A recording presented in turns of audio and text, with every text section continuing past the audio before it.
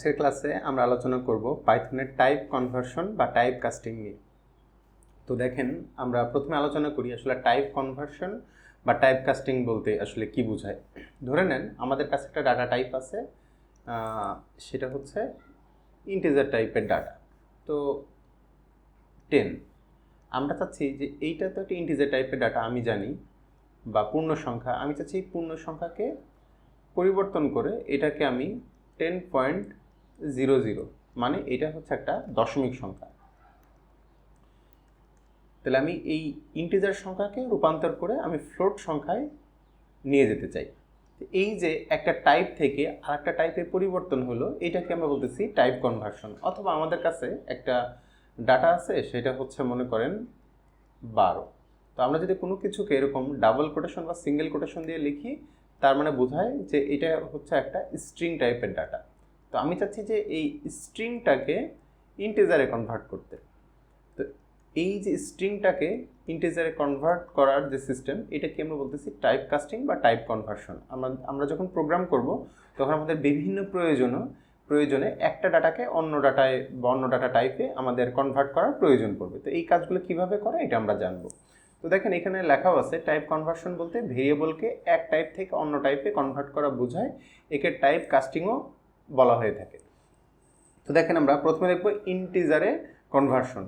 ধরে নেন একটা স্ট্রিং ডাটা টাইপ আছে, ধরলাম যে এর মধ্যে লেখা আছে এরকম যে ডাবল কোটেশন দিয়ে 1 2 3। যখনই কোনো কিছুকে এরকম ডাবল কোটেশন দিয়ে লেখা থাকবে, তার মানেই বুঝে নিব এটা একটা স্ট্রিং টাইপের ডেটা, কারণ স্ট্রিং লিখতে গেলে অবশ্যই ডাবল কোটেশন দিতে হয়। তো আর যদি দুইটা কোটেশন না থাকতো, তাহলে আমরা বুঝতাম যে এটা একটা ইন্টিজার টাইপেরই ডাটা। তো এই স্ট্রিংটাকে আমি ইন্টিজারে কনভার্ট করতে চাই।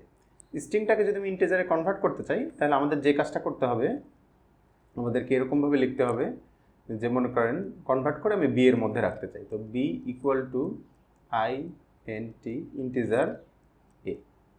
তাহলে এর মধ্যে ছিল হচ্ছে 1 2 3। এই লাইনের অর্থ হচ্ছে এরকম যে ইন্টিজার এর মান হচ্ছে 1 2 3।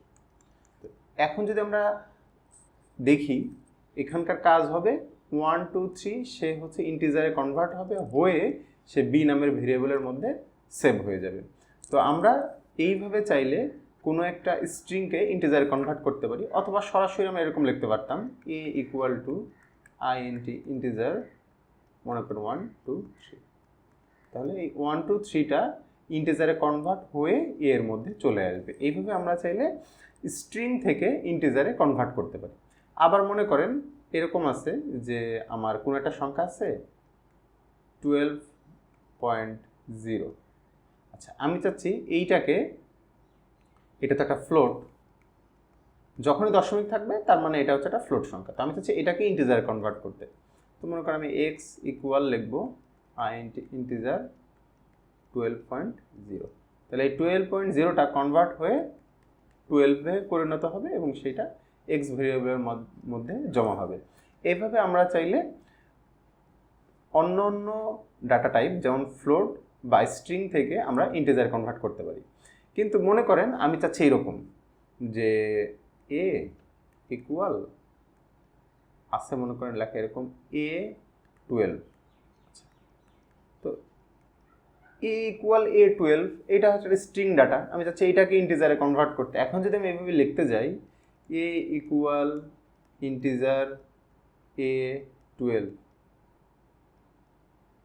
আচ্ছা, এইটা কখনোই ইন্টিজারে কনভার্ট হবে না। এইখানে একটা ইরর দেখাবে, কারণ আপনি 1 এবং 2 এই দুইটা হচ্ছে নিউমেরিক্যাল ভ্যালু, এই দুইটাকে আপনি পূর্ণ সংখ্যায় কনভার্ট করতে পারবেন। কিন্তু আপনি যদি চান যে এও কনভার্ট হয়ে ইন্টিজারে চলে আসবে, কারণ এ তো কোনোদিনও পূর্ণ সংখ্যায় আসা সম্ভব না।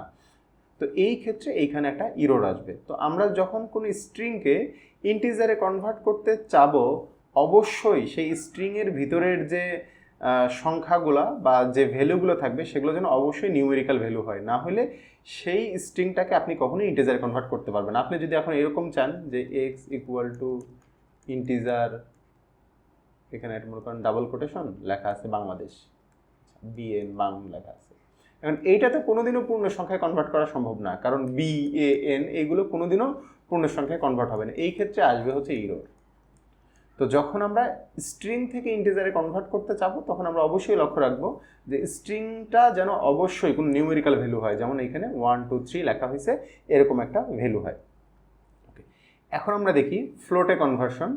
ফ্লোটে কনভার্ট করতে গেলে ঠিক সেম, মনে করেন একটা আমরা প্রথমে স্ট্রিং থেকে কনভার্ট করব। একটা স্ট্রিং আছে এরকম 12.5, এইটা হচ্ছে একটা স্ট্রিং। এখন আমি চাচ্ছি এইটাকে ফ্লোটে কনভার্ট করতে, তাহলে আমরা যে কাজটা করতে পারি লিখবো a = ফ্লোট 12.5, তাইলে এইটা কনভার্ট হয়ে 12.5 চলে আসবে, যেটা হচ্ছে ফ্লোটিং পয়েন্ট সংখ্যা, এবং সেটা এর মধ্যে স্টোর হবে। ওকে, মনে করেন এখন আমরা ইন্টিজার থেকে ফ্লোটে কনভার্ট করব। তো আমার একটা সংখ্যা আছে 12, এই 12কে আমি চাচ্ছি ফ্লোটে কনভার্ট করতে, অথবা আমার একটা ভেরিয়েবল আছে এ যার মধ্যে স্টোর হয়ে আছে হচ্ছে 12। তো আমি চাচ্ছি যে এই এ ভেরিয়েবলের মধ্যে যে স্টোর হয়ে আছে তাকে আমি ফ্লোটে কনভার্ট করবো। এটা তো একটা ইন্টিজার, তো এটা আমি ফ্লোটে কনভার্ট করতে চাই। করতে গেলে আমাদেরকে যে কাজ করতে হবে, হয়তো আমি বি ভেরিয়েবলের মধ্যে সেভ করে রাখবো, FLOAT ফ্লোট লিখতে হবে, এবং এরপরে লিখতে হবে এই ভেরিয়েবলের নাম। তাহলে এই ভেরিয়েবলের মান কত? FLOAT ফ্লোট, এই ভেরিয়েবলের মান হচ্ছে 12। এই 12 ফ্লোটে কনভার্ট হবে হচ্ছে 12.0, এরপরে সে হচ্ছে বি এর মধ্যে সেভ হয়ে থাকবে।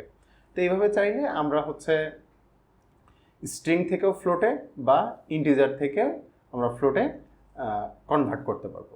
আবার যদি দেখি আমরা স্ট্রিংয়ে কনভার্ট করা, ধরে নেন আমার একটা ইন্টিজার সংখ্যা আছে, ধরে নিলাম যে a = 15, এটা একটা ইন্টিজার সংখ্যা। এখন চাচ্ছি যে একে আমি স্ট্রিং ডাটাতে কনভার্ট করব। স্ট্রিংয়ে কনভার্ট করতে হলে মনে করেন করে আমি এক্স এর মধ্যে রাখতে চাই, তো x = str লিখব, লেখার পরে আমরা লিখে দিব a।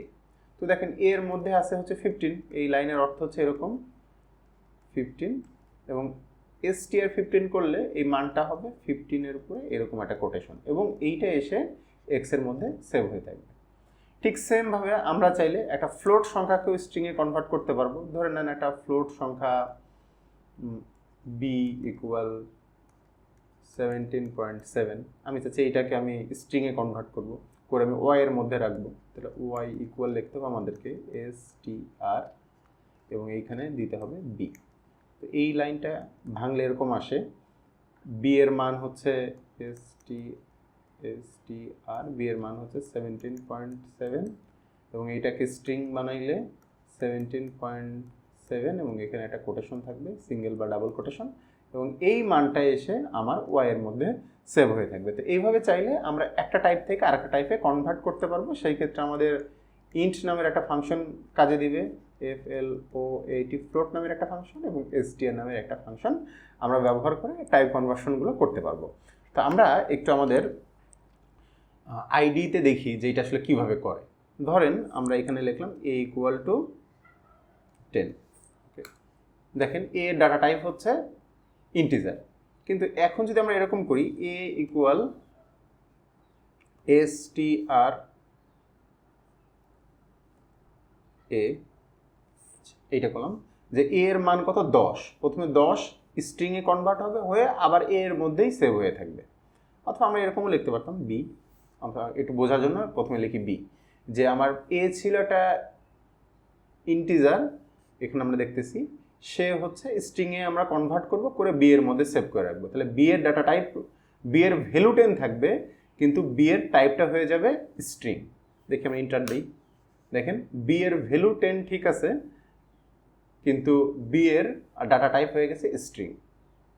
ওকে, আবার যদি যাই কোনো একটা স্ট্রিংকে ইন্টিজারে কনভার্ট করতে, আমরা কিভাবে করব? ধরেন আমরা লিখলাম যে x =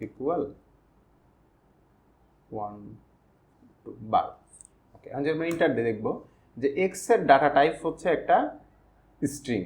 এখন আমি চাচ্ছি এটাকে ইন্টিজারে কনভার্ট করতে, করে আমি x এর মধ্যেই রাখবো, x = তাহলে আমরা লিখবো int x। এইটার অর্থ হচ্ছে x এর মান হচ্ছে এই যে স্ট্রিং বারো সেইটা সে প্রথমে ইন্টিজারে কনভার্ট হয়ে আবার x এর মধ্যে সেভ হয়ে থাকবে। তো এখন x এর মান ছিল স্ট্রিং, এখন যদি আমরা এটাকে ইন্টার দিয়ে দেখবেন সেটা হয়ে গেছে ইন্টিজার। এইভাবে আমরা চাইলে টাইপ কনভার্ট করতে পারি। আবার দেখেন আমি যদি চাই ফ্লোটে কনভার্ট করতে কোনো একটা ইন্টিজারকে, ধরে নিলাম হচ্ছে নাম্বার ইকুয়াল 10, ওকে, এইটা মনে করেন একটা ইন্টিজার সংখ্যা, আমি চাচ্ছি এটাকে ফ্লোটে কনভার্ট করতে, তাহলে নাম্বার ইকুয়াল টু ফ্লোট, এর ভিতরে আমি নাম্বারটাকে রাখলাম। তাহলে এই নাম্বারের মান হচ্ছে 10 প্রথমে ফ্লোটে কনভার্ট হবে, হয়ে এই নাম্বারের মধ্যে গিয়ে আবার সেভ হয়ে যাবে। দেখেন এখন নাম্বার আছে ইন্টিজার, আমি যদি এটাকে ইন্টার দিই এটার সাথে সাথে ফ্লোট হয়ে যাবে। দেখেন আগে ছিল 10, এখন হয়ে গেছে 10.0। তো এইভাবে চাইলে আমরা একটা ডাটাকে এক টাইপ থেকে আরেক টাইপে পরিবর্তন করতে পারি। তো এই কাজটা আমরা চাইলে আমাদের যে আইডি আছে আমরা এই আইডিও করতে পারতাম, জাস্ট সেমভাবেই, জাস্ট দেখার সুবিধাতে আমি ওইখানে করছি। ধরে নেন যে কাজটা প্রথমে করলাম a ইকুয়াল টু 10, তাহলে আমরা দেখি যে প্রিন্ট কি প্রিন্ট করব, এর টাইপটা আসলে প্রথমে দেখব, এর টাইপটা কি, টাইপ অফ কার এ, এর টাইপটা হচ্ছে আমরা যদি প্রিন্ট করি দেখব হচ্ছে এর টাইপটা হচ্ছে ইন্টিজার। আবার মনে করেন আমি পরের লাইনে লিখলাম এখানে এসে এ ইকুয়াল ফ্লোট এ। আচ্ছা, প্রথমে দেখেন এটা টাইপ ছিল ইন্টিজার, এরপর আমি এখন এটা টাইপটা চেক করি, টাইপ অফ এ। এখন যদি আমি এটাকে প্রিন্ট দিই, দেখেন প্রথমে ছিল ইন্টিজার, পরে আমি টাইপটা কনভার্ট করার পর এটা হয়ে গেছে একটা ফ্লোট। আবার দেখেন আমি এটাকে যদি স্ট্রিংয়ে কনভার্ট করতে চাই, জাস্ট আমি পুরো লাইনটাকে কপি করলাম,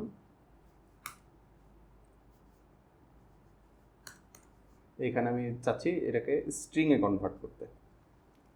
তো এর মান ছিল তো ফ্লোট, সেটা হচ্ছে স্ট্রিংয়ে কনভার্ট হয়ে এর মধ্যে সেভ হবে, এরপর আমরা এটাকে প্রিন্ট করব।